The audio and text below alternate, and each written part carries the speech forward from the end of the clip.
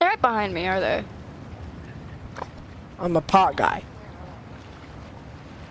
Oh, pot guy movie. Pot guy downwards. I always thought getting over it looked kind of easy, but then I tried it.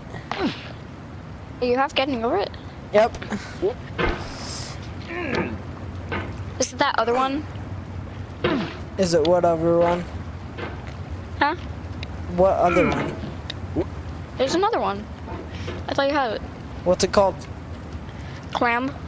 That's the VR version. I have that on my Oculus. Nice. There's no feeling more intense than starting over.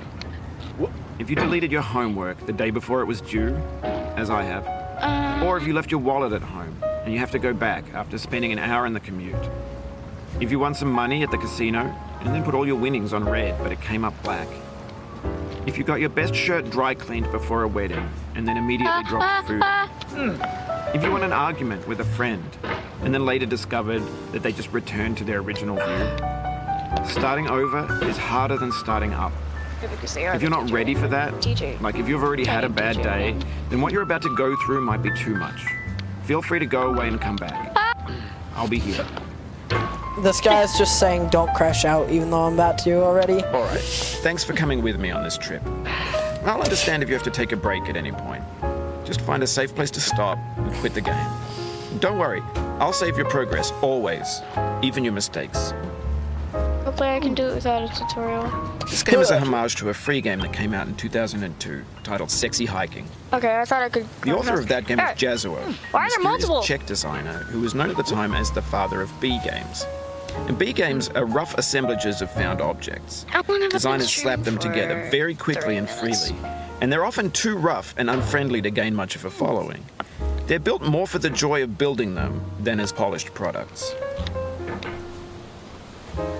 In a certain way, Sexy Hiking is the perfect embodiment of a B game. It's built almost entirely out of found and recycled parts, and it's one of the most unusual and unfriendly games of its time. In it, your task is simply to drag yourself up a mountain. Can I not use my that act of climbing, in the digital world or in real life, has certain essential properties that give the game its flavor. No amount of forward progress is guaranteed. Some cliffs are too sheer or too slippery. And the player is constantly, unremittingly in danger of falling and losing everything. Anyway, when you start Sexy Hiking, you're standing next to this dead tree that blocks the way to the entire rest of the game. It might take you an hour to get over that tree, and a lot of people never got past it. You prod and you poke at it, exploring the limits of your reach and your strength, trying to find a way up and over. And there's a sense of truth in that lack of compromise. Avoid. Most obstacles in video game worlds are fake. You can be completely confident in your ability to get through them once you have the correct method or the correct equipment or just by spending enough time. In that sense, Oh no, they found every me! pixelated obstacle in Sexy Hiking is real. They found me! The obstacles in Sexy Hiking are unyielding, and that makes the game uniquely frustrating. But I'm not sure Jazuo intended to make a frustrating game. The frustration is just essential to the act of climbing, and it's authentic to the process of building a game about climbing. A funny thing happened to me as I was building this mountain. Oh yeah, I'm dead. I'd have an idea for a new obstacle, and I'd build it, test it, and it would usually turn out to be unreasonably hard. But I couldn't bring myself to make it easier. It already felt like my inability to get past the new obstacle was my fault as a player rather than as a builder. Imaginary mountains build themselves from our efforts to climb them, and it's our repeated attempts to reach the summit that turns those mountains into something real. Why does this one have ears? When you're building a video game world, you're building with ideas, and that can be like working with quickset cement. Oh no. You mold your ideas into a certain shape that can be played with. Oh, please have a checkpoint. And in the process Please of have a playing with checkpoint. them, they begin to harden and set until they're immutable, like rock. And at that point, you can't change the world. Not without breaking it into pieces Please have a and checkpoint. starting fresh with new ideas. Max, you there? Yes.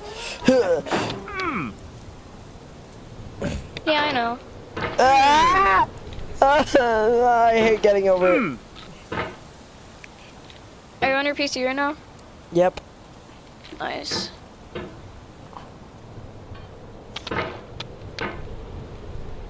Do you feel tortured? Because of this game? Mm-hmm. Yes. Okay. When are we gonna, you know? Stop. Sorry. Ashley, please. Stop. Okay.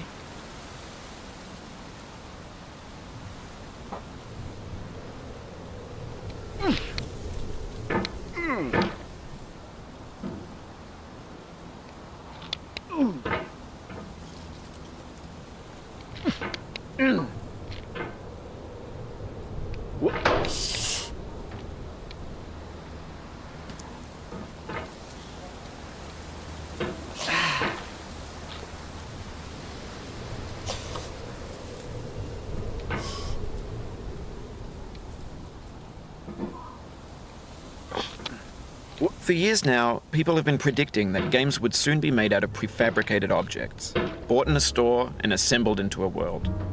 And for the most part, that hasn't happened. Oh my god, what? Because the objects in the stores are trash. I don't mean they look bad or that they're badly made, although a lot of them are. I mean they're trash in the way that food becomes trash as soon as you put it in the sink.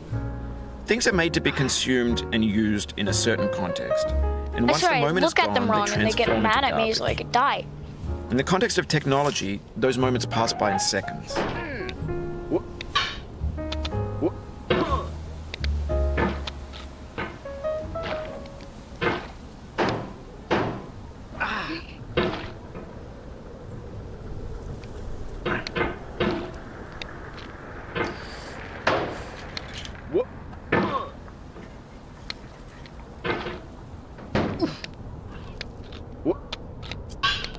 Over time, we've poured more and more refuse into this vast digital landfill that we call the internet. It now vastly outnumbers and outweighs the things that are fresh and untainted and unused. When everything around us is cultural trash, trash becomes the new medium, the lingua franca of the digital age. And you can build culture out of trash, but only trash culture. B games, B movies, B music, B philosophy. My question is, why can't I just go through? Maybe this is what digital culture is. A monstrous mountain of trash, the ash heap of creativity's fountain. A landfill with everything we ever thought of in it. Grand, infinite, and unsorted. There's 3D models of breakfast, Gen X's fanfic novels, Scan magazines, green screen Shia LaBeouf, banned snuff scenes on LiveLeak. Facebook's got lifelike bots with unbranded adverts and candid shots of Kanye and Taylor Swift mashups, car crash epic failed GIFs, Russian dashcam vids, discussions of McRibs, discarded, forgotten, unrecycled, muddled, rotten, untitled. Everything's fresh for about 6 seconds, until some newer thing beckons, and we hit refresh.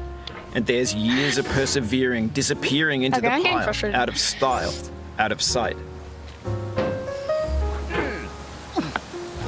In this context, it's tempting to make friendly content that's gentle, that lets you churn through it but not earn it. Why make something demanding if it just gets piled up in the landfill, filed in with the bland things?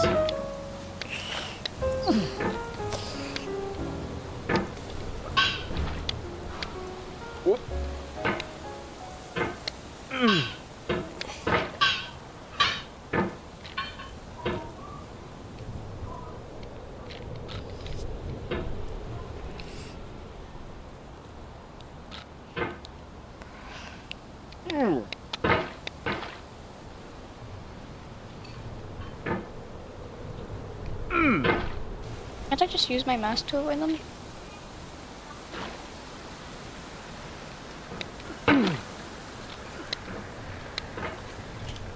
You might be able to see me.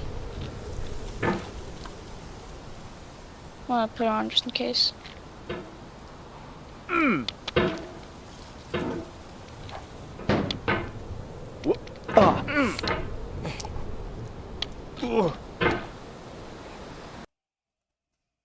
Huh? Oh no, not one of these.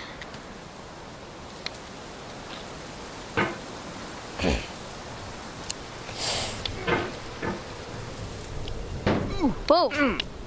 Oh my god. Why aren't they moving? Shoo! God damn.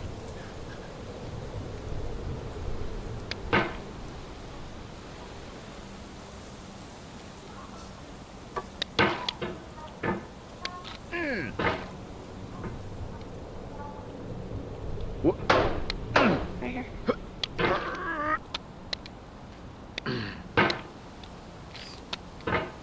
Ugh. Oh, so it's not over here.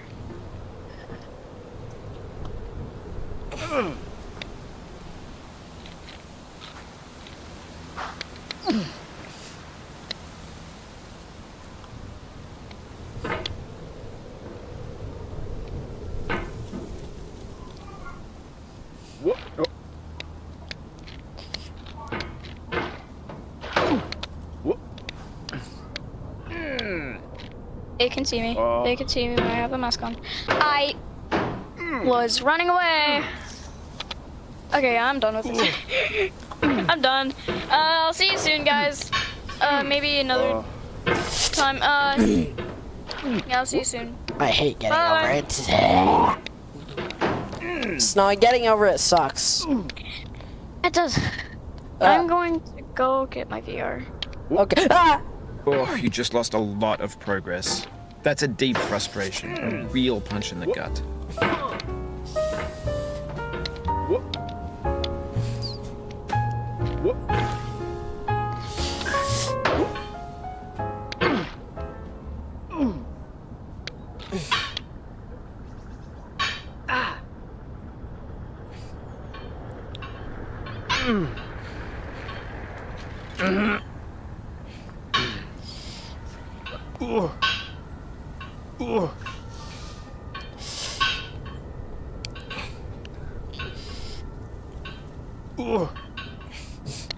Oof, sorry about that. Oh, no. Oh, it happened again. Keep on trying, don't let it get to you. We landed on top of the chimney. And then we fell off the chimney.